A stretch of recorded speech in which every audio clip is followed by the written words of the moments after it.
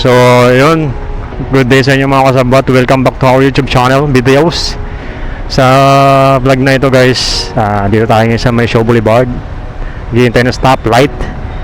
At anong oras na ba? Natin anong oras na. Mag 2:20 na. Take off tayo 2:20 ng hapon guys. Pauwi ako ng Bicol ngayon. At meron lang akong kasikasuhin. Saktong day off ko bukas, linggo. Kaya napagdesisyonan kong sumibat si Supremo.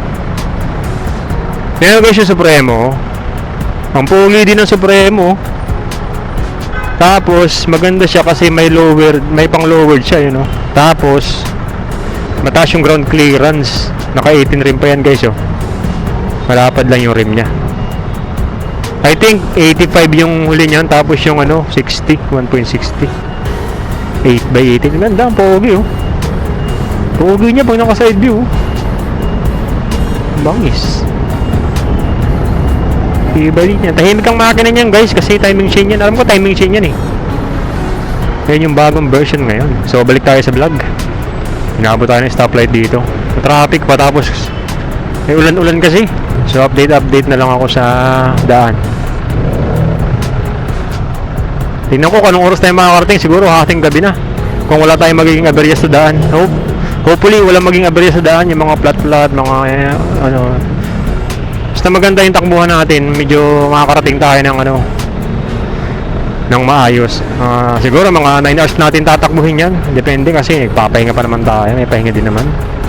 So update ko na lang kayo guys kung saan tayo pwede mag-update. Masama sa yung daan, no?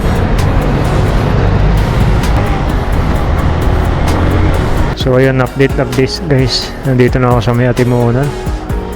Kumain lang ako. Sige kuya, galing pa sa Samar, Honda Click, oh. Tibay. Galing pa Royang Allen. Papunta silang Makati. So ayun, bakbak na tayo. Ang oras na eh. Mag-alas 8 na. Dito lang tumigil yung ulan. Grabing ulan sa may mula Morong hanggang dito sa Atimonan na. Let's go. Ang dilim guys. Maraming dilim. Lubak pa, oh. So grabe yung biyahe na yun guys. Grabe talaga. Mula Morong hanggang dito sa Atimonan, bilakbakan talaga tayo ng matinding ulan. May mga baha pa akong dinaanan. Grabe ba? Akala ko hanggang dito na sa Bicol yung ulan. Pero tinanong ko si brother, galing naman siyang Bicol, yung galing Samar, wala naman daw ulan sa may parte na yan. Grabe, kawawa si T-Max. Nakapalaban sa ulan na malala. Halos wala na ako makita guys sa daan dito sa pagbaba ng Pililya. Grabe talaga. Tanggal na ako ng gloves kasi nangimi yung kamay ko. Malaban pa talaga yung TMX natin. Grabe. Sa may part ng bypass dito sa huling bypass ng Luciana, sinabuyan ako ng malupit na tubig ng truck. Muntik pa akong matumba.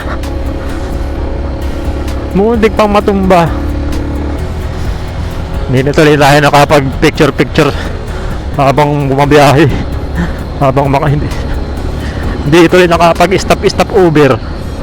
Tinuloy-tuloy ko yung biyahe guys kasi kung magtitigil-tigil pa ako, ng oras pa ako makakarating. Kasi yung takbo ko ang takbo ko 40 na lang. Nasira pa yung speedometer ko yata parang hindi na nagana ng maayos. Alastik. Nag-malfunction. Naluba kasi ako na matindi. Pababa na tayo. So guys, update ko na lang kayo sa sa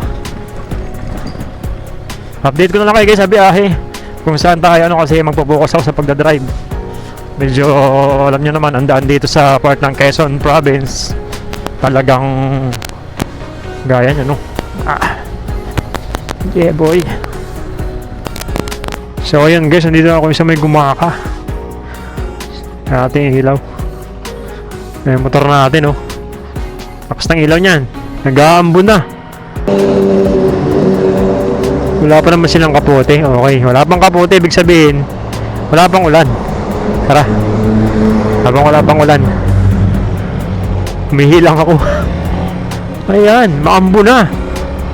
Patay tayo dyan. Yun lang. Ito yung magpapabagal ng biyahe natin, yung mga ambon-ambon na to eh. Dito tayo sa baba lang. Madilim kasi ang espaldo. Pag inihila, kahit malakas yung ilaw, huwag ka muna umulan. Huwag muna ngayon. Kasi kakagaling ko lang sa ulanan. Grabe naman yun ay. Grabe naman yan. Huwag naman ngayon. Shish. Madilim yung langit eh. Pero hindi yan. Ano lang yan. Nag-shower lang yan. Shower. Alright. Gumaka pa lang tayo. Anong oras na? Uy, lubak. Agag. Talaga namang Sira. Sira na yung minutero. Sira na yung ano ko yung speed cable 100 km na. Nabubugbog kasi yan guys, yung ano natin, yung mga speedometer natin. Speed cable kapag ganito katindi yung lubak. Ayan, nagmamalfunction. Pero okay mo naman yung ano yan. Ayusin ko lang yun sa bukas. Tutok. Walos din. Ay, kasalukuyan nakikipagbakbaka na tayo dito kaysa sa may papasok ng Lopez, Quezon. Walos din. Uy. Wah. Suape. Taga. Wah. Lala. Walastik. Ang lala mo, Lopez. My goodness. So far so good. Wala pang ulan guys. Ambon-ambon lang yung tumatama sa aking balat. Jollibee 2 kilometers, Lopez. Okay. Tapos ng Lopez, Calawag. Sunod ng Calawag, dito na sa Cab Norte, Santa Elena. Tapos Tagkawayan. Tapos Del Gallego na. Okay, malapit na. Itagdag na lang ulit guys later on. Alright.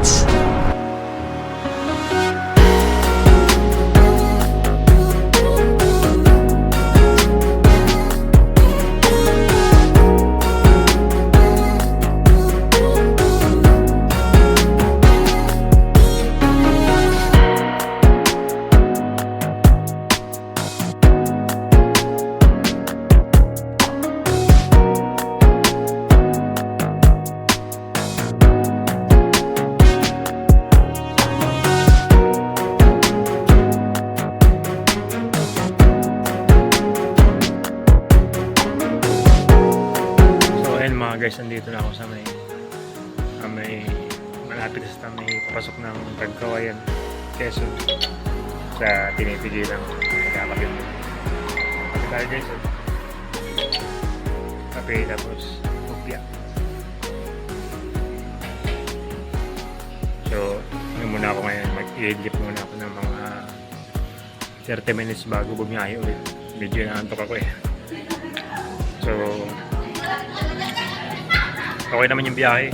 Okay naman yung biyahe natin. Wala pa naman ulan dito sa part ng Quezon, sa Bicol. And so far so good naman yung takbuhan. So update ko lang kayo baka bukas na. Pagdating ko dun sa, kasi lobat na yung ano ko.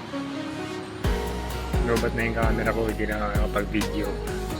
So update ko na lang kayo bukas ano nangyari sa motor natin. Hindi motor natin.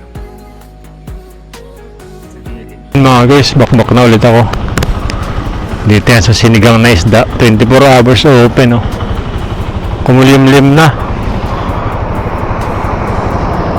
Ayan yung motor natin konti lang yung dala ko ngayon kaya nakakapangamote ako.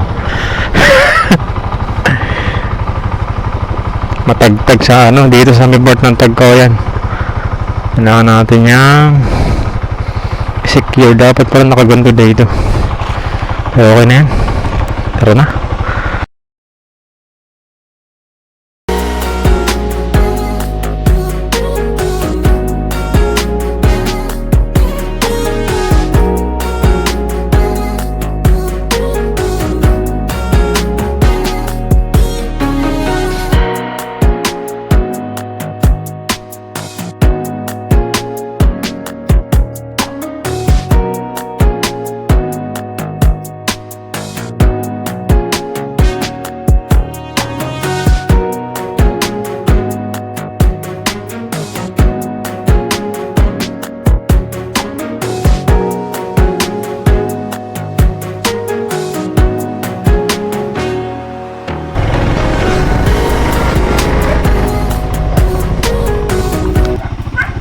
Nandito na ako sa province.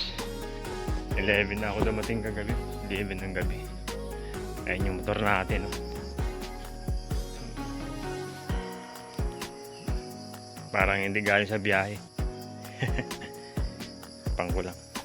So far so good naman yung biyahe. Okay naman kagabi. So nandito ako sa province ngayon para magkupra. Kukupra muna ako guys. Alright. Okay naman yung biyahe. Naging problema. So dito muna ako guys sa province. Rest day kasi. So balitaan ko na lang kayo ng mga activities dito. Alright.